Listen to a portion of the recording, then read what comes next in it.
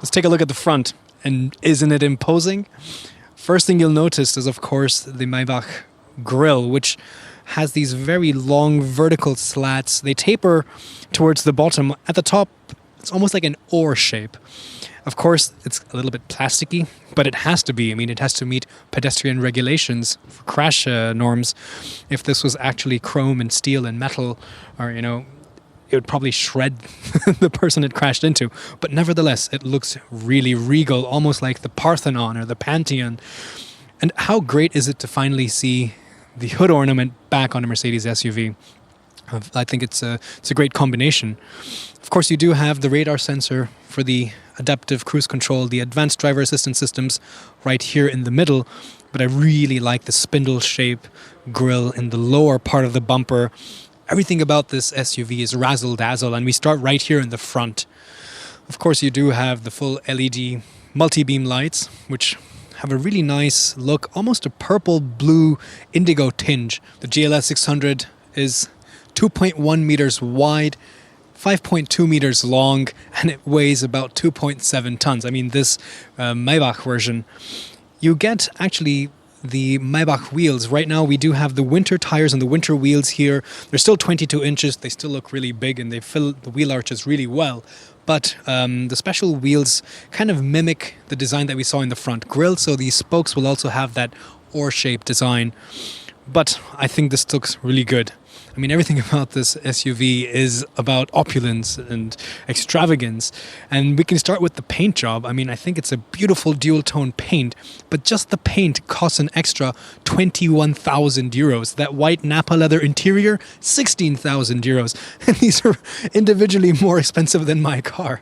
Just boggles the mind, but that's the point. This is the ultra-luxury segment. As we go further down the side, well, again, it's a GLS, so it's based on the same GLS platform, which means the size of the body on the outside is the same. Very flat, smooth design lines, not too many sharp edges anywhere, only a little bit down here. I do like that shiny chrome, and it's pretty cool. I'll show you in a minute what it can do. But a really tall shoulder line, really tall roof line, roof rails as well, and a very sharp rake, almost a vertical for the last pillar here, and of course with the special Maybach logo. Here at the back, it's a very tall vertical tailgate. Of course, this has the air suspension. You can lower this to make it easier to load items, but as it stands, it's a very tall stance. I do like the rear lights, again LED, with this nice detailing on the inside. Further down, another special Maybach feature is for the exhaust tips. You see that we have a horizontal fin with the chrome color on both sides. So, what do you think? Doesn't this look like a land yacht? Let's take a look under the hood to see what powers this behemoth. The GLS 600 Maybach gets a unique tune of the 4-liter bi-turbo V8 petrol engine, which makes 558 PS or metric horsepower and 713 Newton meters of torque. It's mated to a 9G-tronic Autobox and a 4-wheel drive system, the 4MATIC, which can split power between the axles in a complete 0 or 100%. This also comes with a 48-volt EQ boost, which is a starter-alternator electric hybrid system, to fill in the gaps and add a little bit of extra torque. It can therefore do 0 to 100 kilometers per hour in 4.9 seconds and a Vmax of 250 kilometers per hour, even though it weighs 2.7 tons. Don't expect it to be frugal though, at least it's going to consume 10 liters per 100 kilometers.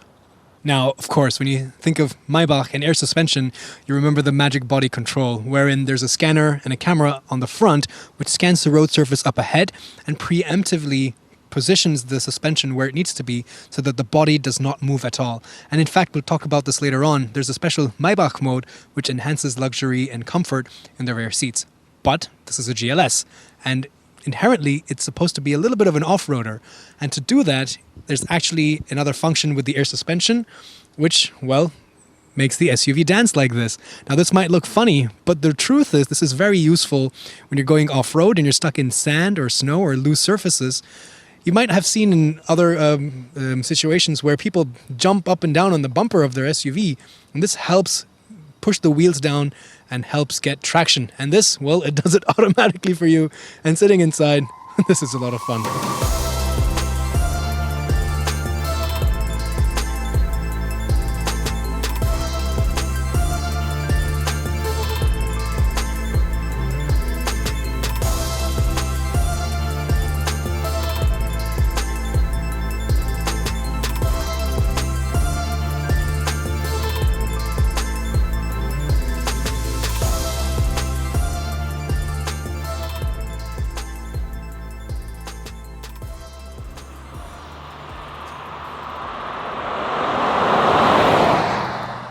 Here we have the key fob.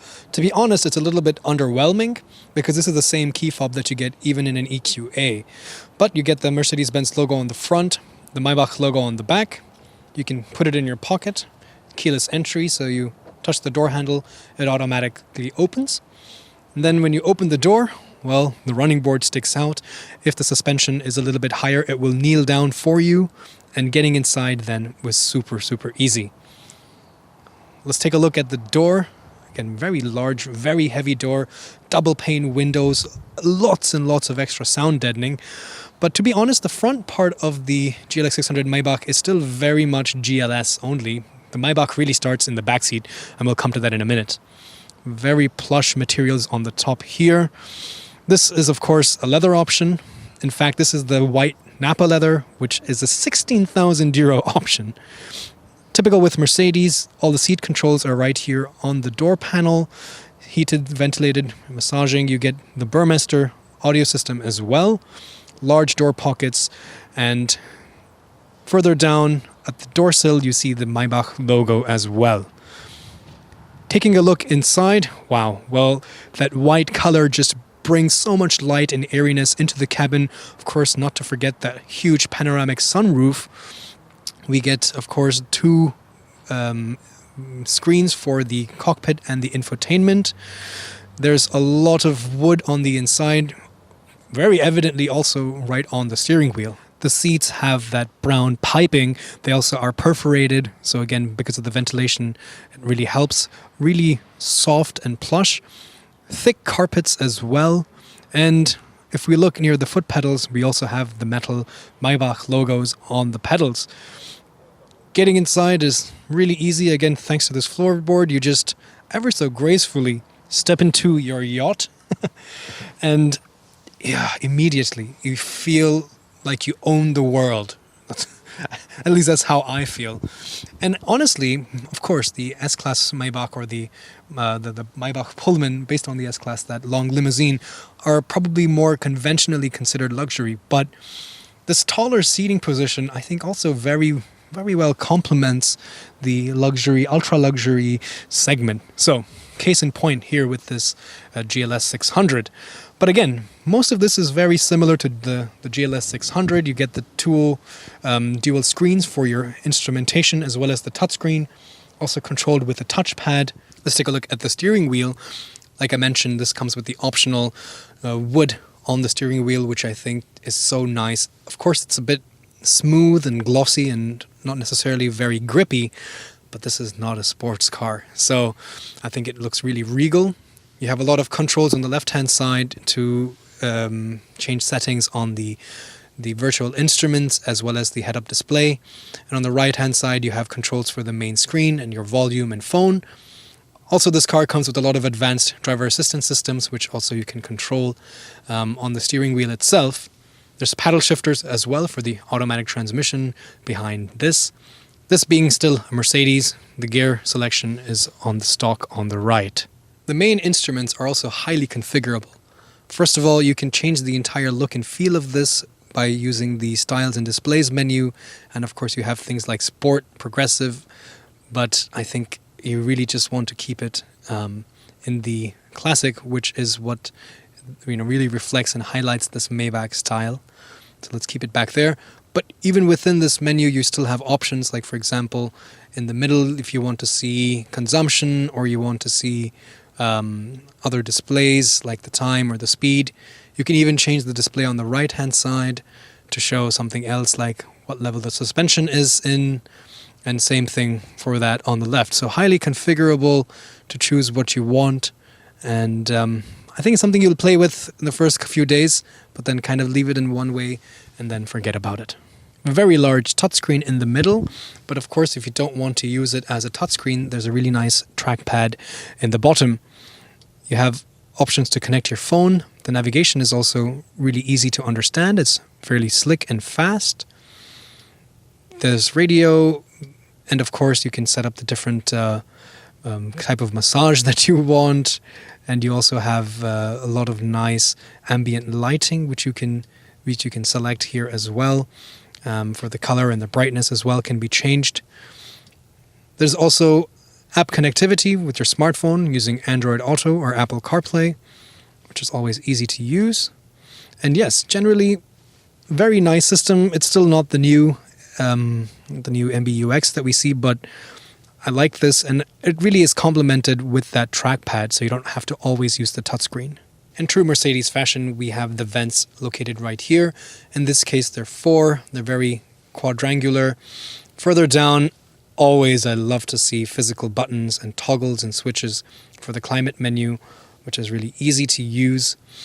A large tambour door, which slides away with this really nice knurled finish metallic latch to reveal an inductive phone charging port, a couple USB-C ports, a versatile adaptive cup holder, which can be cooled or heated to keep either your coffee warm or your drink cold.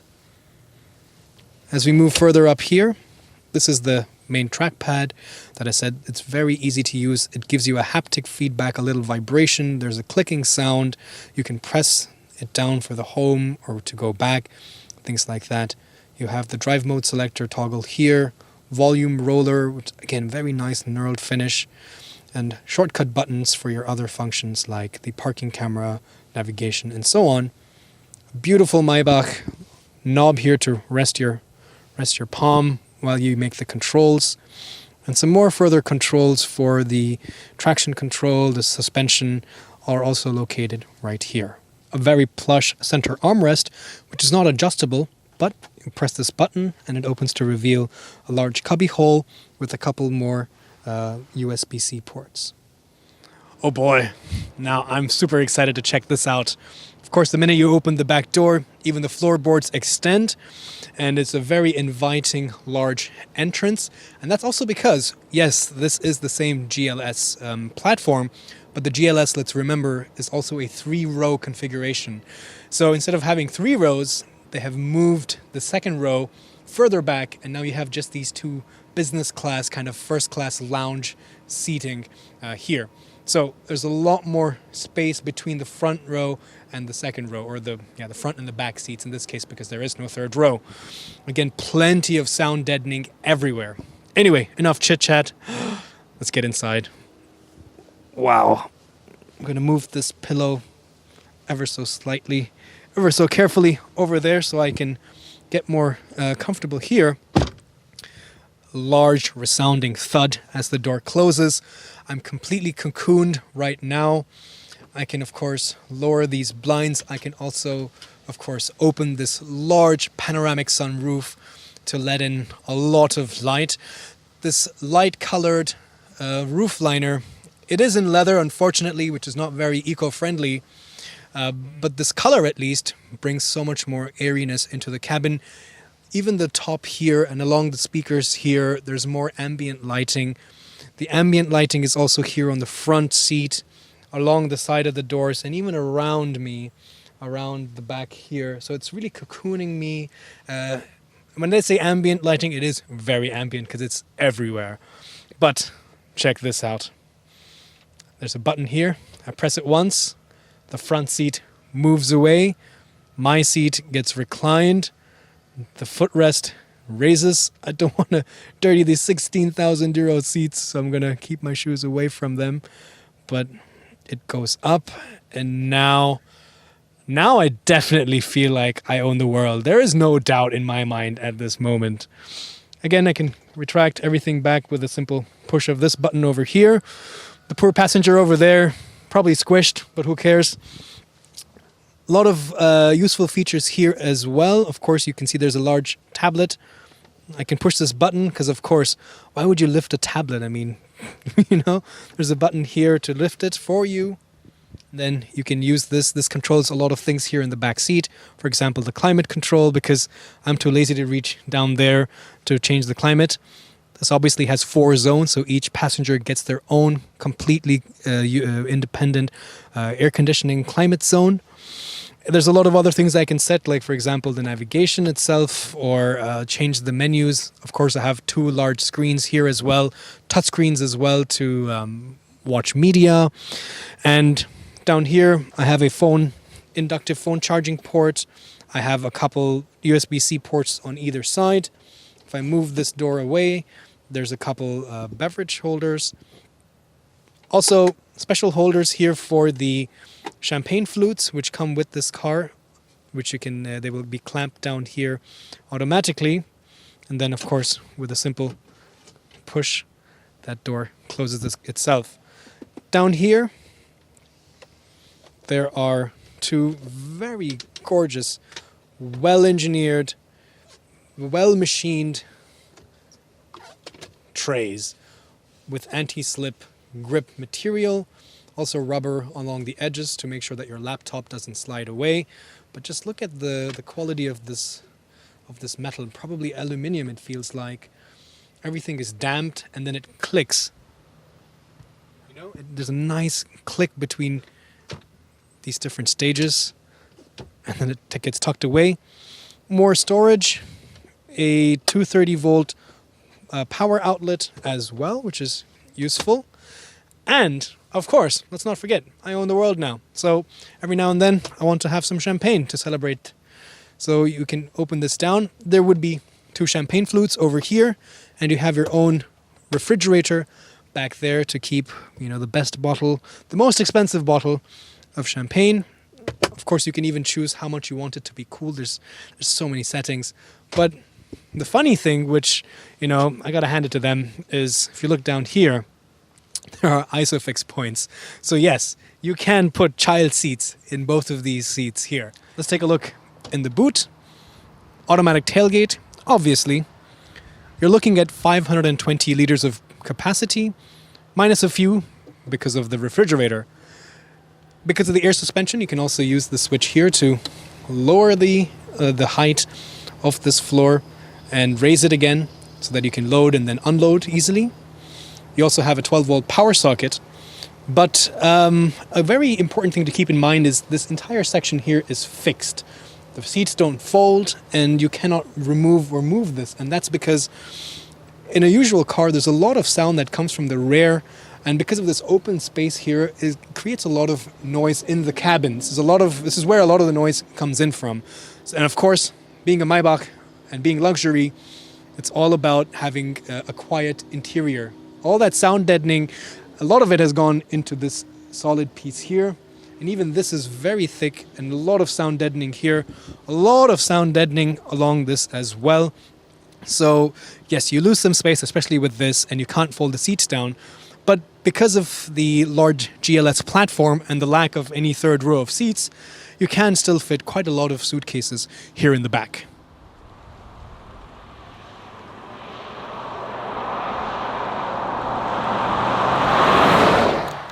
All right, let's start off our drive here on the Autobahn. The first thing I notice is the lack of any sensation. It's really like a sensory deprivation tank in here. I hear nothing from the outside. Double glazing, the immense amount of sound deadening, it just disconnects you completely from the outside world.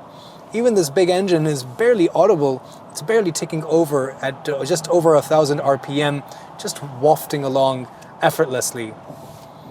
That suspension is also doing a phenomenal job. Again, it's scanning the road up ahead in the front. I have it, of course, in the Maybach mode. So what it's doing is it's trying to optimize the suspension and the height itself preemptively before I come to that part of the surface of the road to maintain a completely steady and stable ride here for the cabin. And it's really disconcerting because I don't feel anything of what's happening on the road. It's completely a disconnect. but I guess this is as close to floating as you'll ever get in a car.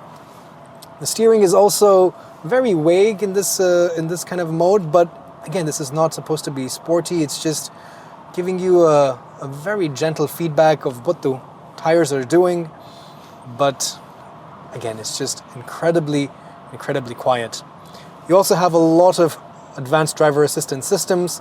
You have active lane keeping assist, adaptive cruise control, traffic sign recognition, and they all work in conjunction to really give you a semi-autonomous kind of a driving experience.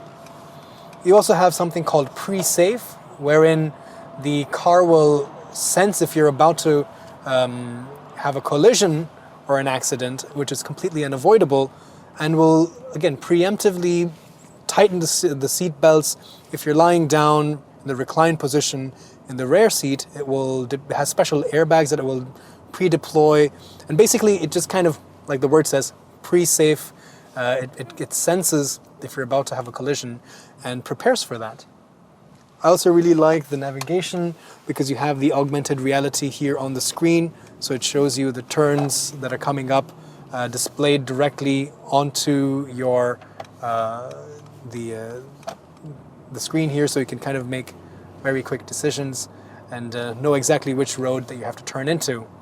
Small things as well, small details that I like. Even though it's an option, I do love the double blinders, the visors here. So you have one on the top, which can also extend, and you have another one to put up into the front. So again, attention to detail is very important in this class of car. Now we're going around some gentle curves here on a winding country road. The steering does provide weight. It feels quite artificial, but it's just there to kind of tell you how much load each tire is on. In the Maybach mode, the throttle response is definitely dulled. Again, not because of economy purposes, but to make it very comfortable. In fact, it will even set off in second gear so that you don't feel that shift from first to second, which is quite a prominent shift in most cars and most transmissions. So you don't feel that kind of nod from that shift. So it just starts off in second gear. So it's a very, very smart system. And I think, again, it's the best suited for the personality of the GLS 600 Maybach. But 558 horsepower is definitely a lot. But more than performance, it's about effortless cruising. So you put your foot down. It's a very gradual acceleration. Of course, there is a sport mode. There's even an off-road mode. But even under braking, like right now, brake pedal feel it's a little bit numb, but it gives you confidence. But what kind of is, again, takes a little bit of getting used to is how the body just stays so level. Another thing I notice is because of how tall the sides of this SUV are, the cars that are passing, I can feel the wind that they're pushing onto this large surface a little bit more prominently. But visibility is really great. This tall seating position, again, I think really suits this ultra luxury segment quite well. I have a great view out forward with this large windshield. That head-up display is also fantastic. I really like the Mercedes head-up display. They're very vivid. The colors are bright. It's very easy to read, and it's actually quite large. It spans a large expanse on your windshield, so it's very easy to see. The numbers are big. You don't have to squint, and you have large windows on the side. Of course, you have a 360-degree parking camera, so parking is really easy. We're in a narrow little village here, rather, and it doesn't feel too big. That being said, though, this does not have rear axle steering, which is not, in the beginning I was a little bit concerned, especially considering the expensive wheels, the expensive paint job, just the overall expense. Damaging something in narrow villages like this would have been quite disastrous.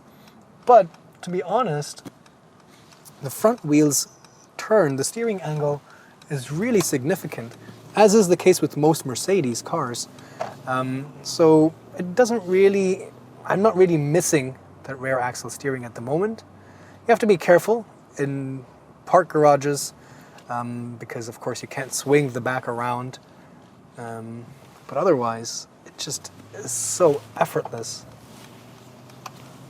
The steering rack is a little bit slow, but again, it kind of gives it more of a sense of occasion. Just driving this does seem like a sense of occasion. It does feel like a land yacht. The seats are supremely comfortable. You have a plethora of different options and settings to set it up the way you want. But they're very supportive, very comfortable. Everything you touch, everything. My knee is resting against the center console. That's also soft and padded. This armrest is soft and padded. It also arcs up right here, the center console. So it's really comfortable to place your wrist on this as well. They've really thought of these little details. Yeah, on the whole, here in the front, yes, it is still very GLS, but I still feel the Maybach as well. But what's more interesting is the back seat. So let's take a look at that.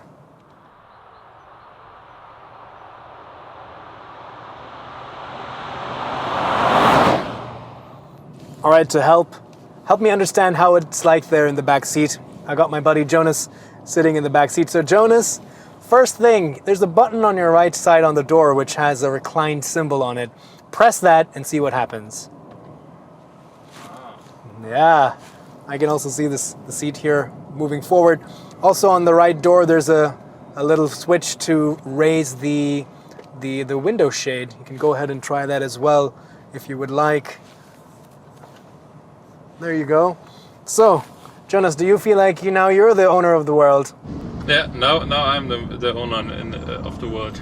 Now, Jonas has a pretty good experience in these kinds of cars. So, Jonas, you've also sat in the Rolls-Royce Cullinan.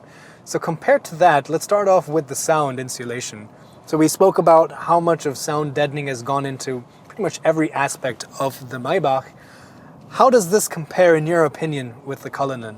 I really think it's even better. I mean, the Rolls-Royce is already pretty good, but as I imagine, this one is really like 10-15% better than the Rolls-Royce. 10-15%. Well, the Maybach was benchmarked against the S-Class Maybach, which is one of the most quietest production sedans in the world. So it's a pretty good place to start, and they said they have accomplished that level of sound deadening. Now, another important part, Jonas, of the Maybach is that Maybach mode, which we are in now, which is optimizing the transmission.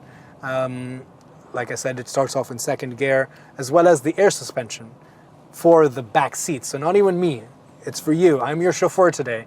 So do you feel any change? Do you feel, how much of on a scale of 1 to 10, 10 being the most stiffest, bounciest suspension ever, and 1 being the softest, like you're just sitting on a waterbed, how comfortable is the back now, especially with this adaptive suspension?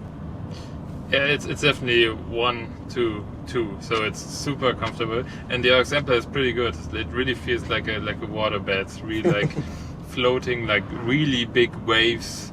I mean, you're still moving. It's not like you're not moving. Sure. But it's really like big waves going, and you're floating. Absolutely, we cannot defy physics, but again, driving this, even for me here as your chauffeur today, it's very relaxing, and because of this quiet cabin, you don't have to shout to communicate with me, We're having a nice conversation, we're not having to raise our voices, I don't have to turn around to talk to you. But how does it feel with the large panoramic roof, with the white interior color? Does it feel spacious, or do you feel cramped? You're a pretty tall guy. How tall are you again? 1.93 meters. That's over 6. It's over 6 foot. So, how is the space back there? I mean, I just lowered the shades, but the windows are still tainted, and this. I mean, if they were like clean, it would be really, really open space. But now it's still like a small cave you're in. You have a good view outside because the windshield is pretty big, and also at the sky. But it's more like a very comfortable cave. You're right. The tinted windows on the sides will definitely hinder that. But okay, so it sounds like definitely the place to be is in the back. I'm not going to let you enjoy that for too long. So why don't you come back here in the front? Sure.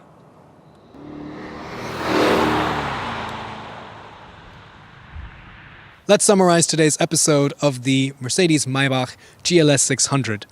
Prices start at around 180,000 euros, but as we talked about, once you start adding options, you're easily looking at numbers on around 250,000 euros. That's quite a lot of money, but it still does undercut some of its competitors, especially the Rolls-Royce Cullinan. So, at the end of today's drive, we were getting numbers around 18.5 litres for 100 kilometers, which is of course a lot, but if you're buying this SUV, I don't think you really care about that. There's a lot to love with the new Maybach. I like the interior. The back seat is where the Maybach really comes to life in this GLS platform. Ultimately, if you have this kind of money and you want this ultra-luxury SUV, you don't really have to stretch for the Rolls-Royce. This does almost everything that you would require, and it looks fantastic too. Let me know what you think. Put it down in the comments below. Thanks for watching, and I'll see you guys next time.